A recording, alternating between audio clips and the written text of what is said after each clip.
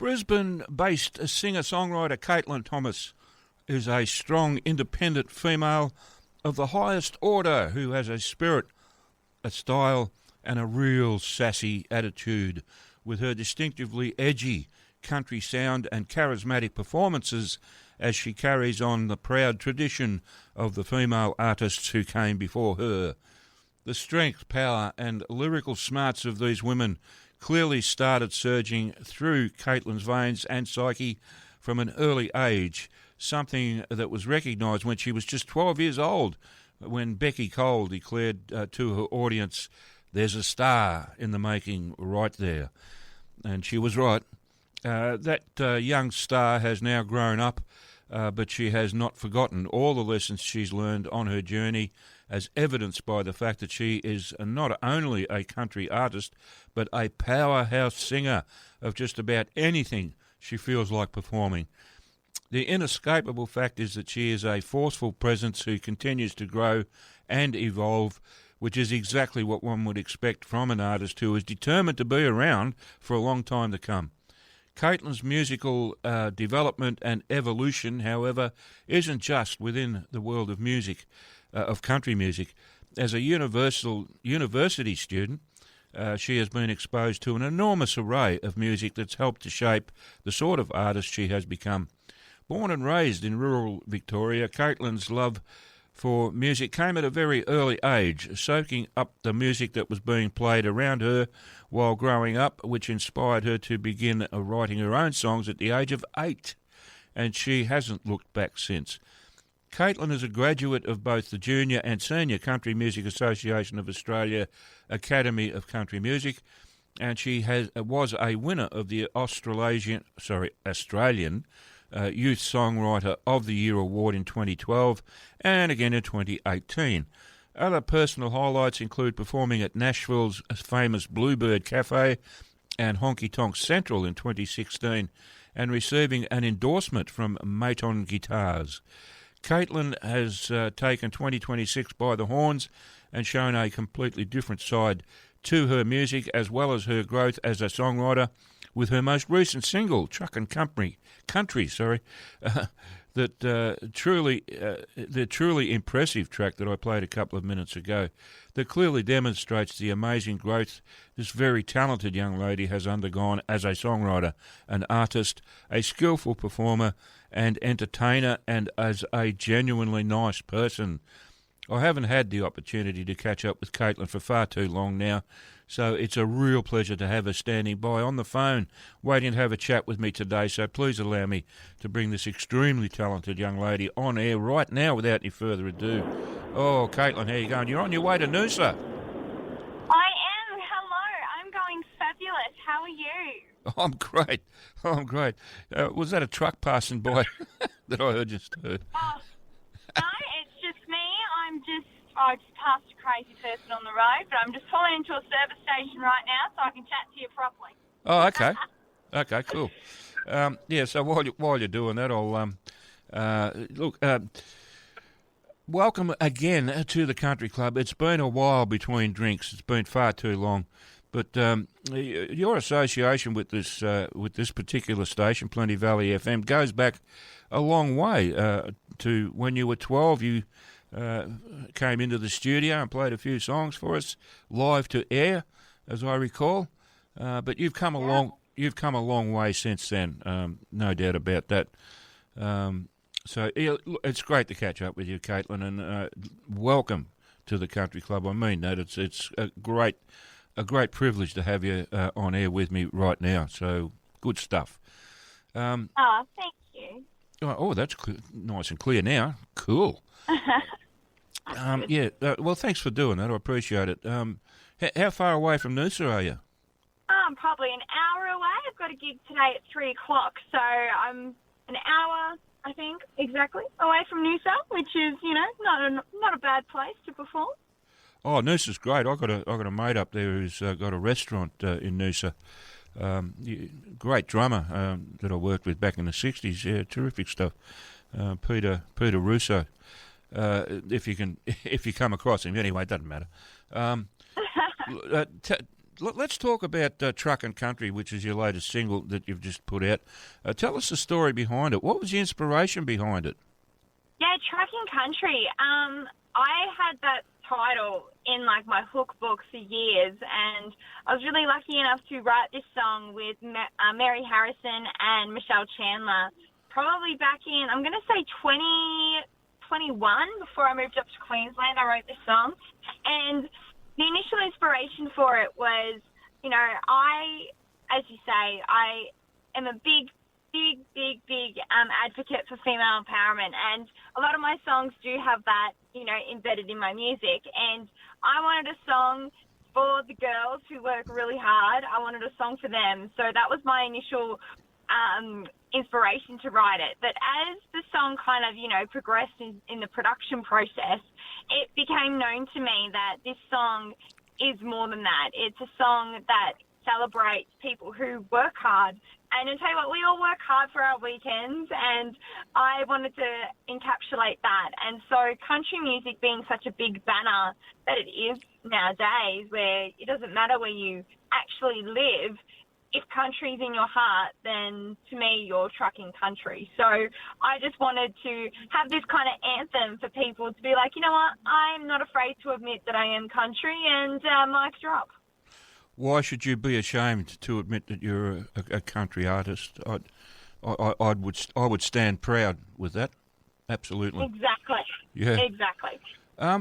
Now, I understand that you co-wrote the song with some pretty heavyweight talent. Can you go through that with us? Yeah, so I wrote the song with Mary Harrison and Michelle Chandler, and then I actually recorded the song with the legendary M Squared team, Michael Dello and Michael Painter. Right, yeah. So I went in there, and you know, I've done a lot of work with them, and they're amazing. So yep. I'm really happy with what we were able to create together and produce. Okay. And now on that subject, is there an album or an EP in the works at all? Yes, there is. There is an album and an EP in the works. I've just come back from the Gympie Songmuster that I did this year, a few weeks ago. So I've got a couple of extra songs that I'm going to be putting onto my album. So that'll be hopefully happening 2027 to 2028. So that's, yeah, so some pretty exciting stuff in the making. Excellent. Something to look forward to. I really would love to get my hands on an album from you, that's for sure. 100%. Yeah. Yeah. Well, I'm sure I'll talk to you again, you know, before that album comes out or around about when it comes out. So I'll talk to you about getting a copy of it somehow, because I would love to add some more Kaitlyn Thomas tracks to my playlist. Now, here's a question. I you know, reading through your bio and all sorts of stuff, really interesting stuff. Now, you're an actor, an extra, a model, an influencer, a dancer, a music producer, and a TV and radio presenter. So the question is, what do you do in your spare time? Honestly, I don't have much spare time to spare. No. I like to be busy. So, you know, it's when I'm not doing anything, I sit there and I twiddle my thumbs and I go, well, what can I do next? I can't imagine you having enough time to twiddle your thumbs. No, probably not. You know, I'm very busy, but I love it. I love doing what I do, and I love being creative. So I'm really grateful that I get to do that. Well, the love is there because you do it so well. I can tell, you know. Now, I'm interested with your university studies. What did you study at university? So I did my Bachelor of Music, and last year I graduated with my Masters of Teaching. So I'm now currently a performing arts teacher. So I teach Monday to Thursday, and then I get to do my gigs and my music on the weekend. So it's actually really great to be able to be a creative teacher for primary school students. That's great. That's excellent. Which university did you attend? I actually attended Victoria University. So even though I moved up to Queensland, I finished my degree with them. Okay. All right. Excellent stuff. Really interesting stuff. But I'm also curious about what actually drew you to the music industry in the first place. I think I've always been, you know, had a big passion for music when I was little. My parents got me into singing lessons when I was 8, and that was because I sang all the time and they at least wanted it in tune, in their words, which I totally understand. So that kind of springboarded everything. And then seeing Becky Cole and the Sunny Cowgirls in 2009 Right. at the Whittlesea Country Music Festival, that was when I went, country music Okay. seems to be somewhere that I think that I fit. And at that point, I just started learning guitar, and I just started, really getting into my songwriting. So, it's kind of always been on my pathway and my journey. I kind of just fell into it. Okay. And are you still an ambassador for Maton Guitars? Yeah, I'm still endorsed by Maton, and I'm happily still perform with my beautiful 8.0 custom performance guitar. So Nice. I love it. So Nice. she's, 10 years old this year, which is crazy. Yeah. It's Yeah. I've got an old 1985 Maton CW80 acoustic, and I love it. I absolutely would not part with it under any circumstances. It's a great guitar, it really is, and it's had a lot of work done on it too at the factory. So lucky to have Maton here in Melbourne. So it's not too far to drive with your guitar and say I want this fixed or I want that added, sort of thing. Yeah, exactly. But yeah, they do a good product, absolutely great. And people don't realise that. What are they called? Clark. What are they called? What's that brand of guitar? Coldplay? Yeah, Coldplay? Is that what you're talking about? Yeah, that's it. Both of those guys actually worked at Maton. That's where they learned their craft before they went out and did their own thing. And they do also, excuse me, they also do a very good job. They do. Yeah, they do make good guitars. But I'll stick with my Maton. No worries about that. All right. So, who do you regard as your main influences? Like as an artist and a songwriter. I think, look, my main influence are, I absolutely love, Carrie Underwood's always been a big influence for me. Love my Miranda Lambert. I love Lainey Wilson is amazing, so she's kind of stepped into my influences, and she's become this big part of country music as well. In terms of Australian country music artists, I've always loved Brooke McClymont. Always had a soft spot for her, so she's absolutely amazing vocalist, amazing songwriter as well. So I draw a lot of my influences from a lot of females. Then you have those ones that are from different genres, like, Ann Wilson, or you've got, you got Reba McEntire is a big influence for me as well. Yeah. So I think, in a nutshell, that's pretty much me. That is a great list of influences. I tell you, every one of those artists is, on my list of favourites. Lainey Wilson, she is fabulous. I love her. And all of those, Carrie Underwood and all of those that you just mentioned, I've got lots of their stuff in my playlist. So yeah, we're on the same track, you and I, with regard to our favourite country artists. There you go. Whether they're male or female doesn't matter. They're good. They're good. Good music's good music. Exactly right. It's all about the music. Okay. Now, here's a question for you that might be a bit trippy for you, but what's your most memorable experience? Now, you must have a lot of memorable experiences at this stage, but, just pick one. Just pick one that you reckon is one of your most memorable experiences as a performer. Oh, that's a hard one. Yeah. Oh, you really got me there. I think, you did mention, America and Nashville. That was definitely a big highlight for me. Right. I'm going to say, that's a really big, tough one. Okay, I reckon I'm going to say this. I'm going to say I've been going to Tamworth Country Music Festival since I was 10 years old, so I've been going for a very long time. Right.